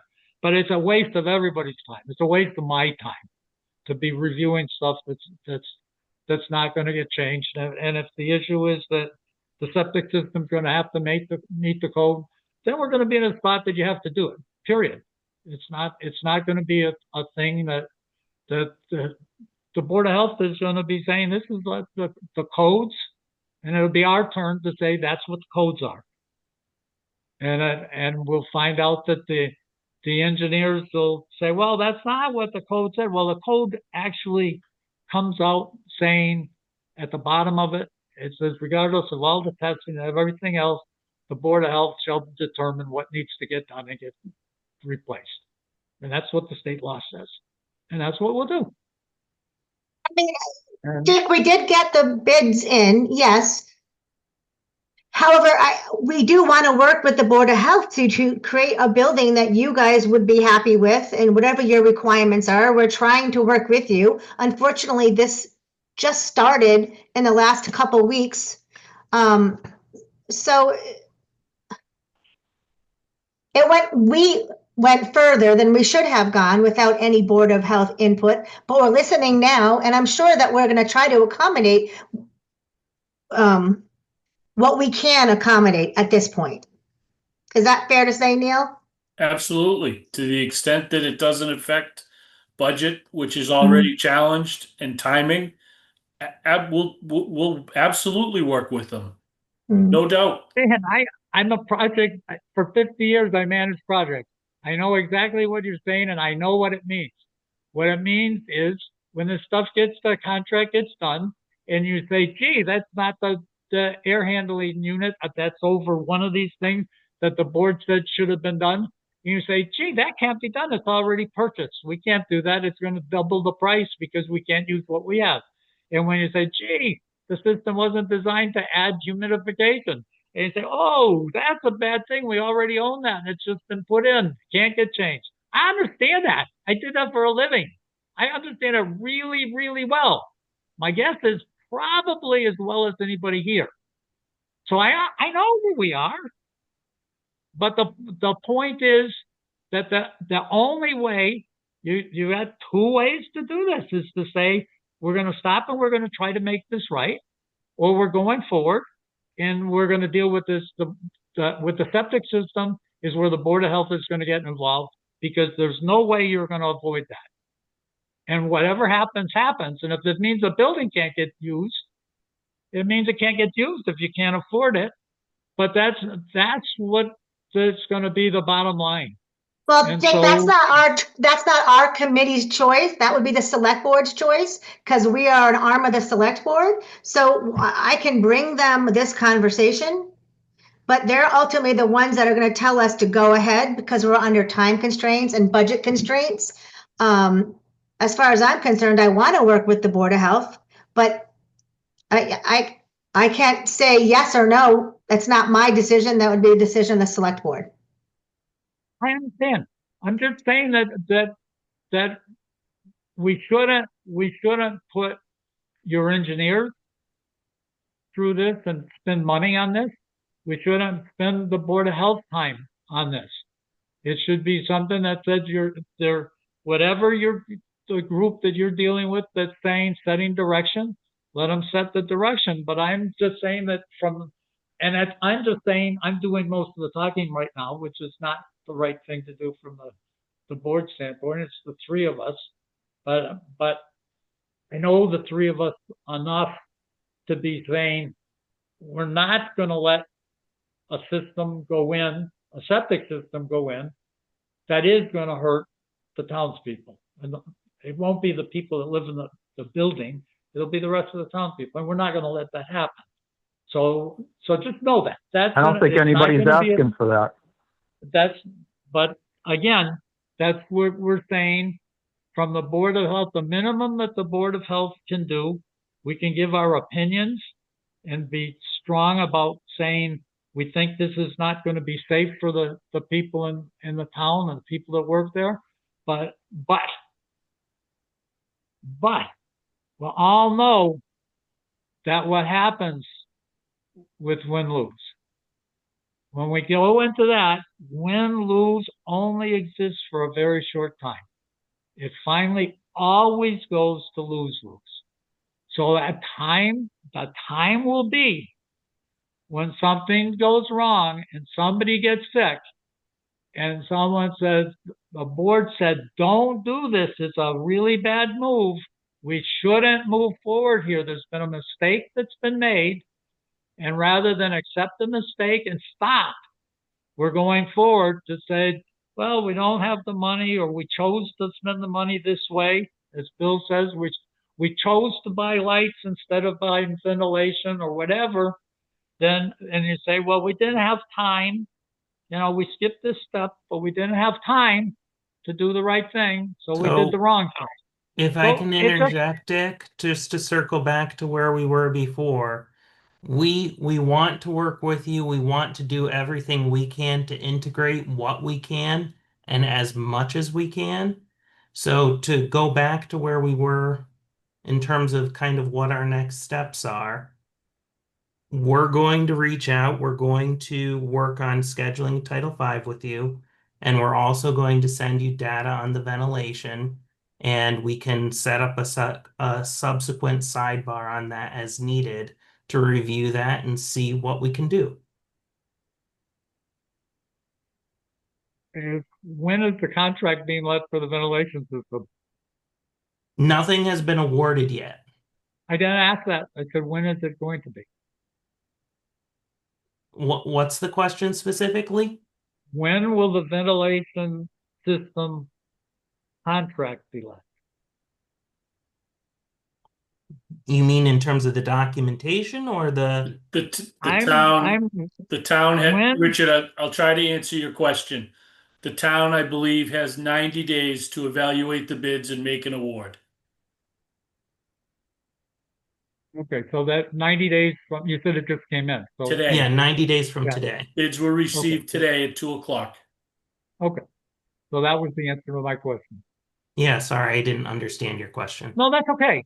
That's okay. That it was the answer. So what we've got to look at is get it out to us. Let's review it. It isn't a fait accompli right at this instant. There's still room to, if we say it's, it's something, and it could in fact be that if the Board of Health feels so strongly about it, then maybe you throw it back at the Board of Health, Lynn, and say, hey, if you guys think this is such a big deal and we tell you it's going to be $250,000, you guys go to town meeting and get our money. We'll do that.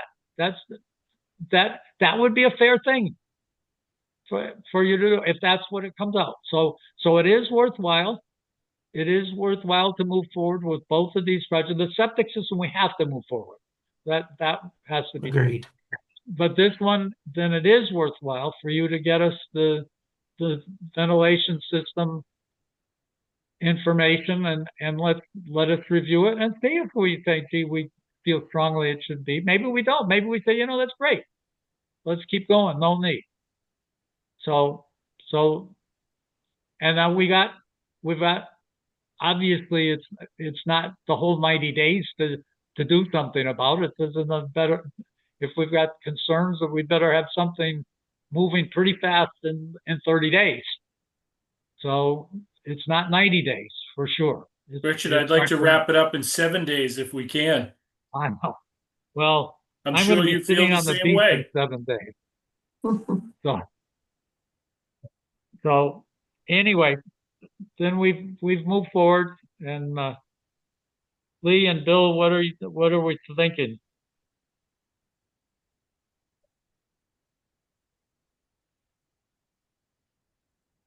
Well, I guess the I next think step well, that go ahead, Lee. Go ahead.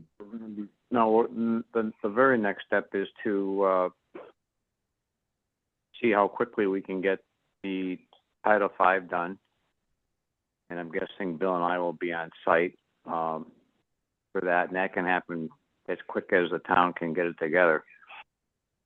We could do it tomorrow morning if we knew about it, but it'll happen quick.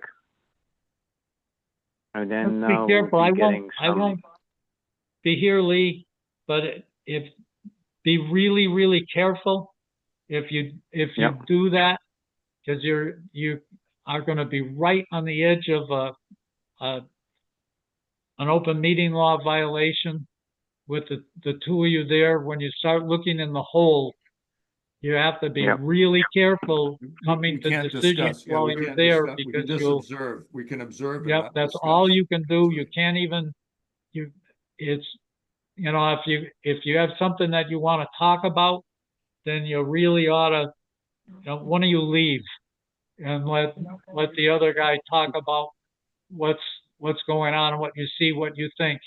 Because I'm guessing you might have decisions that you're making there, and you definitely will be an open meeting law violation. Yeah, but So be careful of. we won't make any decisions in the field, Dick. We won't deliberate in the field. We will just observe, and that is permitted. Yeah. Yeah, observe and some note taking, and then right. But point well taken. And Lee, I can work with Charlie and Tim and DPW to get a date.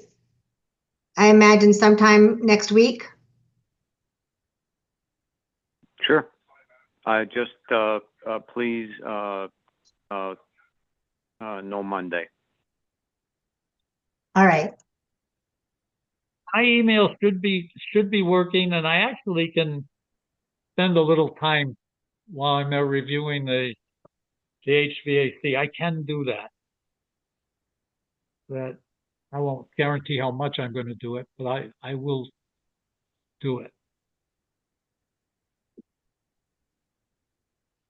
Our next meeting is the 16th.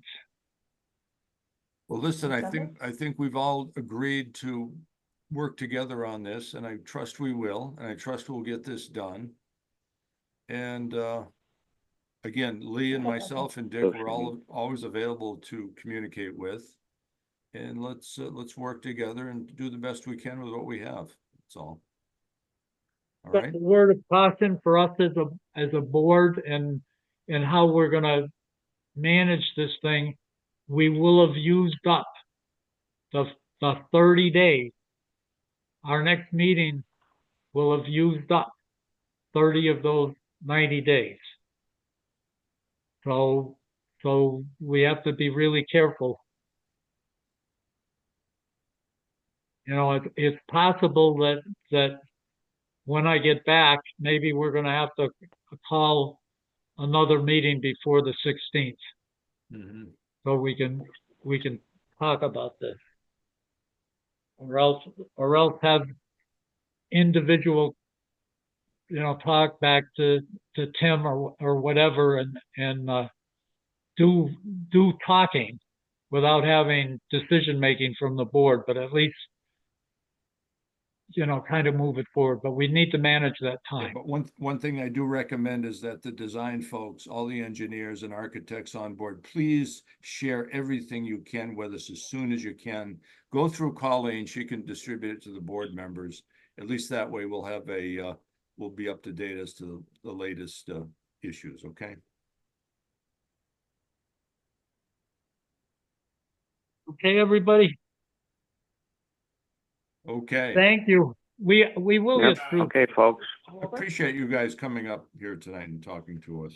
No, thank you. We want to make sure that we're doing this right. We want to make sure you're involved. I know we will get through this. We'll get through it. Well, thank you. Okay, Okay, thanks, Lynn. good Thank night, you all. everybody. Good night. All the best. Okay, bye now. Thank you. So Good Lee night.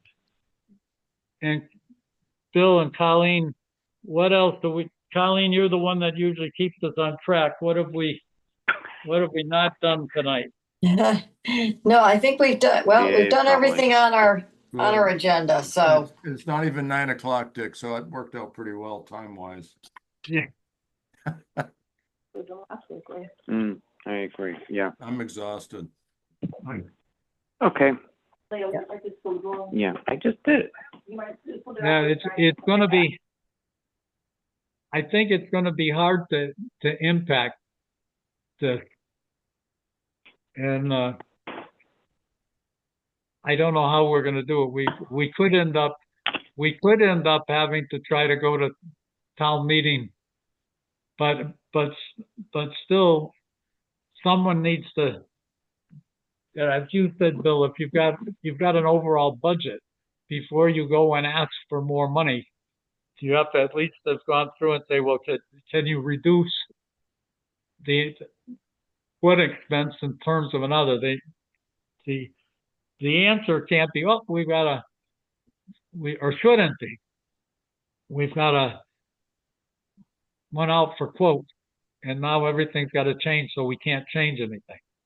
Then, if that's the case, then we're Yeah, going to be in. I was surprised to hear that the bids came in today.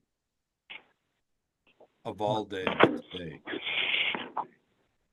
So it'll be, what we don't know is where the bids came compared to the project budget. We don't know whether whether Again, there's if you look at that library up in Amherst, I think they bid that job out about 4 or 5 times. So it wouldn't be unusual to bid this out 2 or 3 times. That's true. That's true. And especially what happens is in Amherst, they ended up getting the bid and say, well, we've got to change the project because of the bid. That's right. You know, so you just look and figure out what has to be done. Right. But I've got a feeling that everybody's looking at that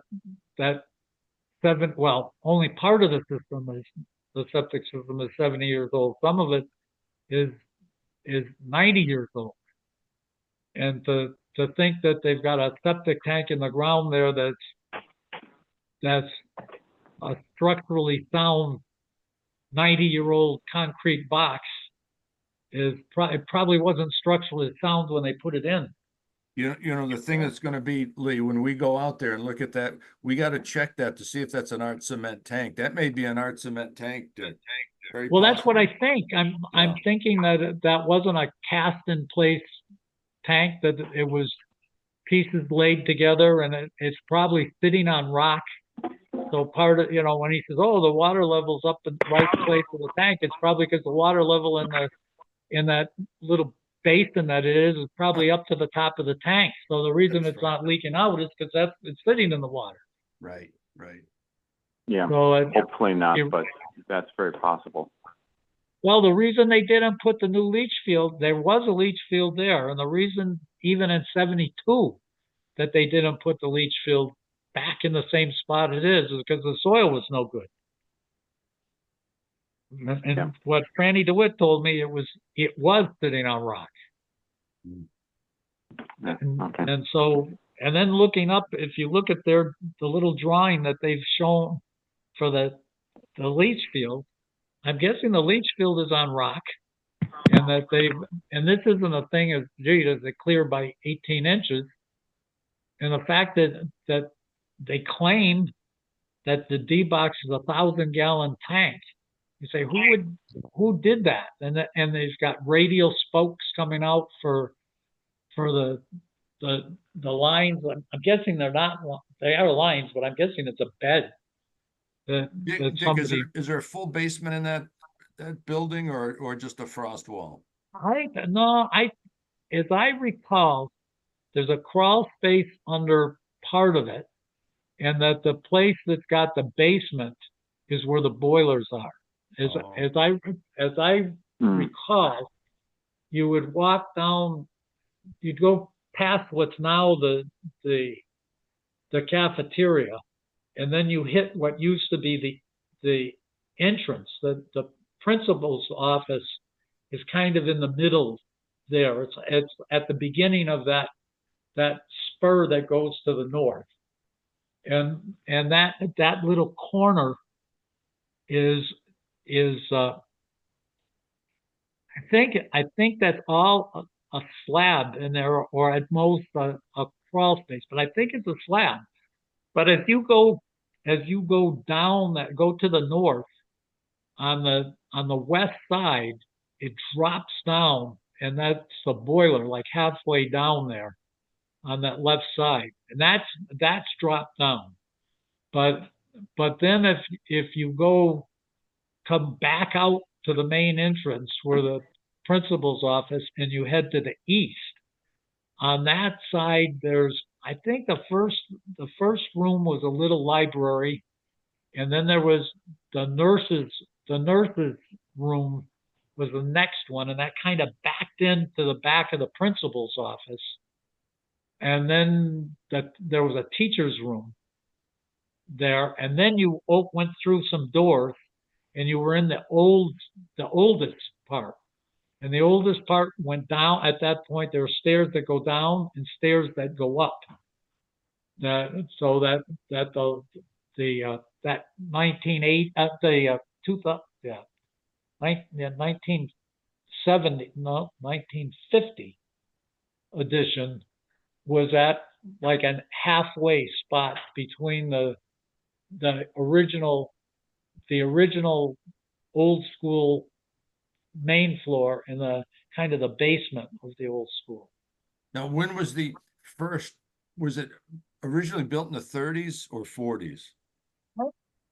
No, Bill, when I think back, the one that's in the let's say the 50 one, the one they're talking about now, that building was a lot newer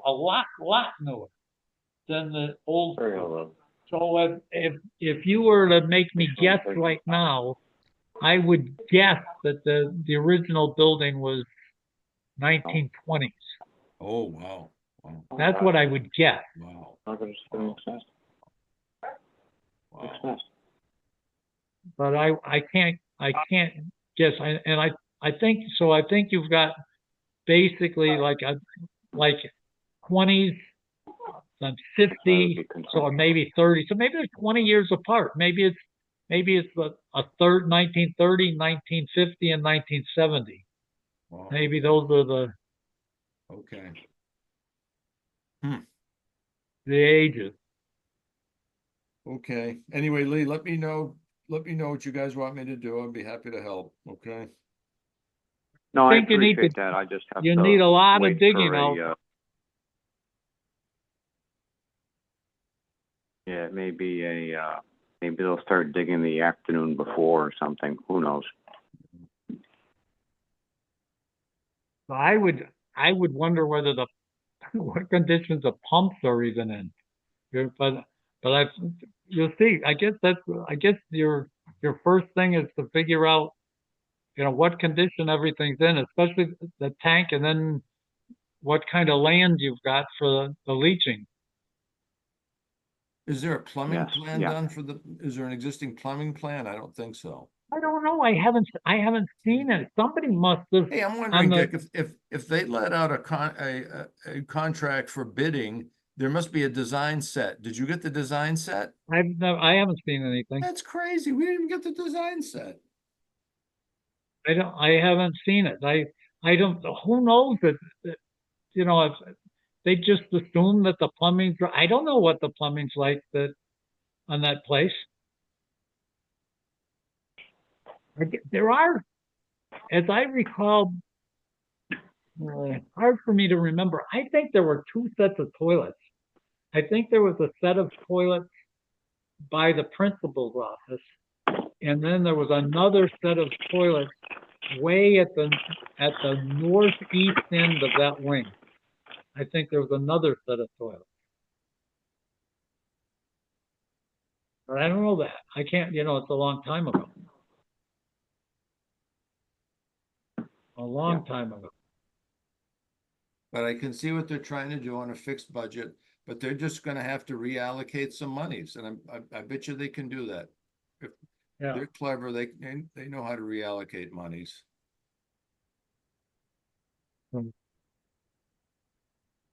Anyway, that I think we'll see. My guess is that the septic system is going to be, the whole thing's going to be no good. Maybe the line going out to the back, but it could, for all I know, it's Orangeburg.